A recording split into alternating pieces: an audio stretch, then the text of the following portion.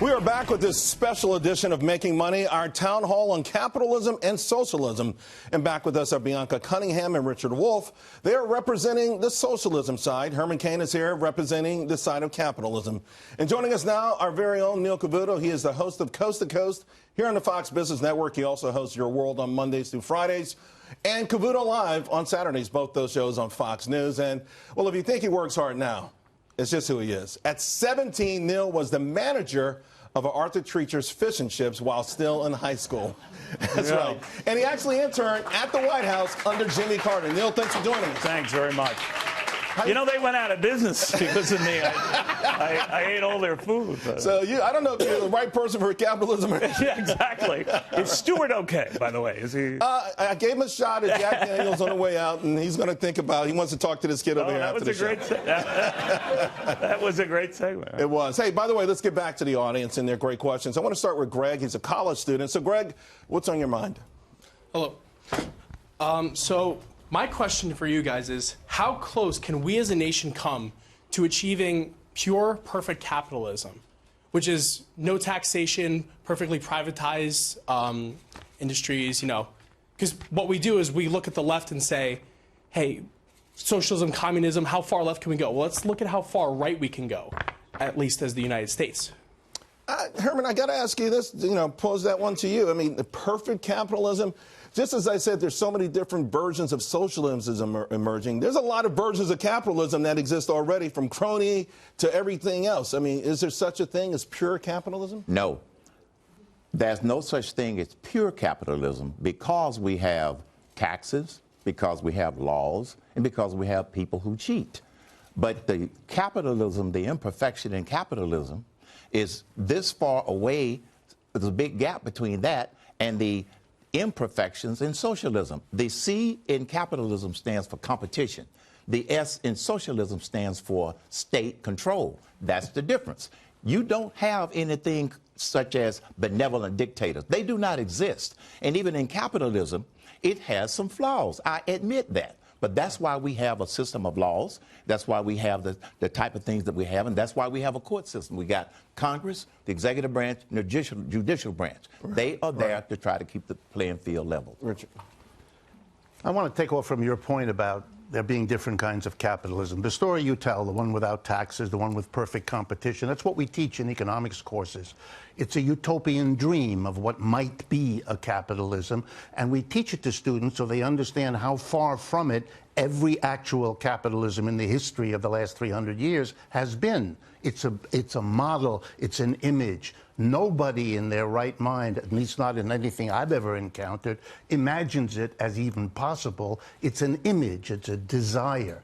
Then you measure how far from it you've gotten. But the reality is capitalism's competition, for example, when one company works against another, one of them wins, and then the other one goes out of business, and then what's left of the other one is bought by the one who wins. And pretty soon, competition makes only a few companies. We know that because we live in it. So competition produces its own negation, monopoly, which then becomes a big problem, so we call in the government. But the notion of the government as somehow sitting there, rather than itself being a product of the capitalist system, is a bizarre way of imagining the government having no causes and no shapers of what it is and does. And by the same token, Neil, when a lot of folks say, well, don't forget about Venezuela, forget about Cuba, the version of socialism, rather, that America should embrace, Norway, Denmark, or other nations where the government is heavily involved, where taxes are sky high, and while there's tight income inequality, there's not the type of upward mobility. You're not seeing the inventions of iPhones in Denmark.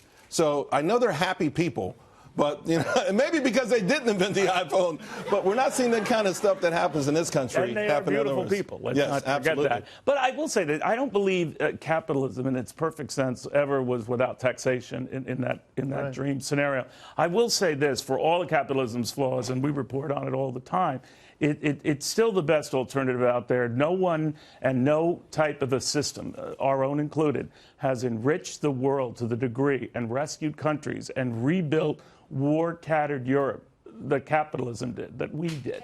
And I think it can be seen as a left or right issue, and you're right to raise it, but the opportunities presented dwarf what is presented. No socialist society has created the things that we've created. No government-run society has done for people what we have done for people.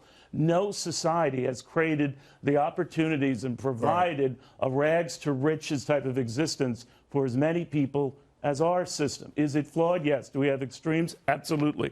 Do we overdo it and we have the Enrons or the Tycos and examples of people who abuse the privilege? Absolutely. And we regulate that and we police that. And we want to make sure that we have better standards for medicine and food. All that comes with it. Comes out of your taxes too, by the way. But that is an obligation, I think, that capitalism happily meets. Right. And of course, it all gets down to the fact none of these systems are perfect because I think human beings are not perfect. Right. I want to go to Donna for our next question. Donna? Why are Democrat politicians pro-socialism and glamorizing it when they have seen throughout history the destruction that comes from it? There's a reason why people are fleeing other countries for the opportunity to live in America. You know, Bianca, I want to pose that to you. I've studied the African nations that embraced socialism upon independence. Now, there were a lot of reasons for that. They didn't, you know, the people who colonized those countries, they looked at them as capitalists. Certainly, they didn't want to embrace that. The Soviet Union looked like it was on its way up.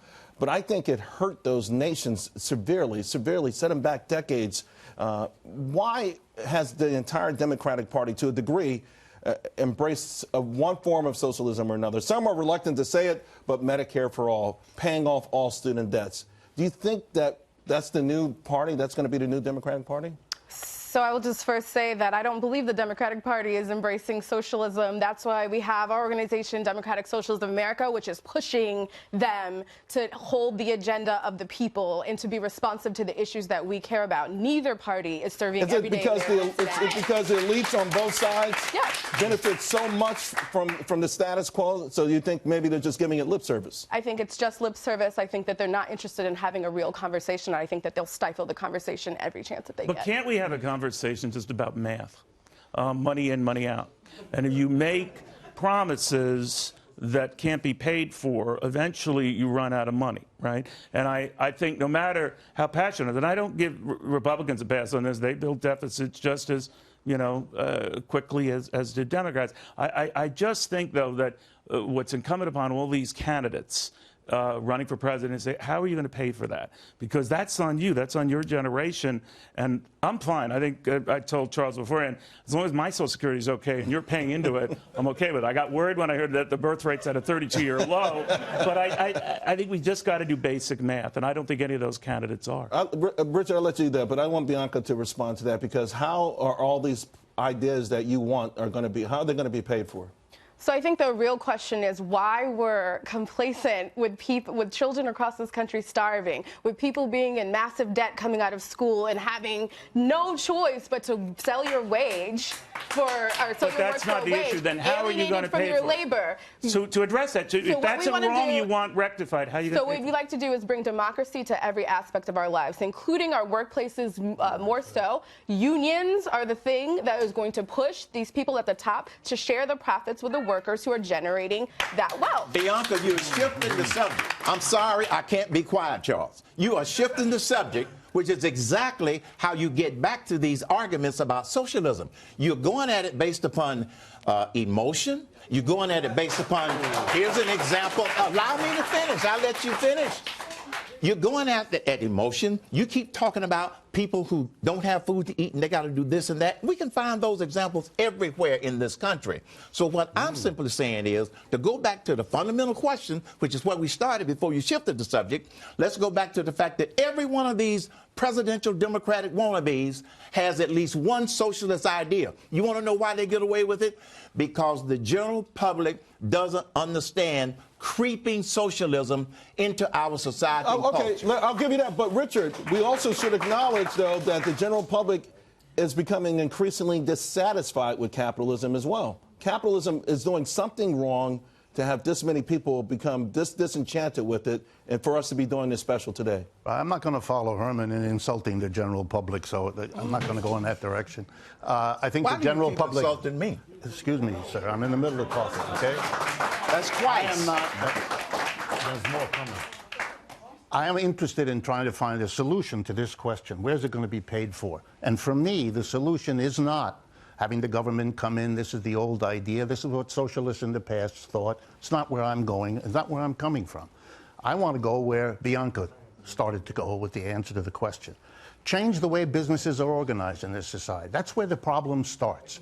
Every business is a home, let me finish, of non-democracy. A terrible small group of people at the top, the board of directors, the owner, make all the key decisions. What to produce, how to produce, where to produce, and what to do with the work that everybody contributed to.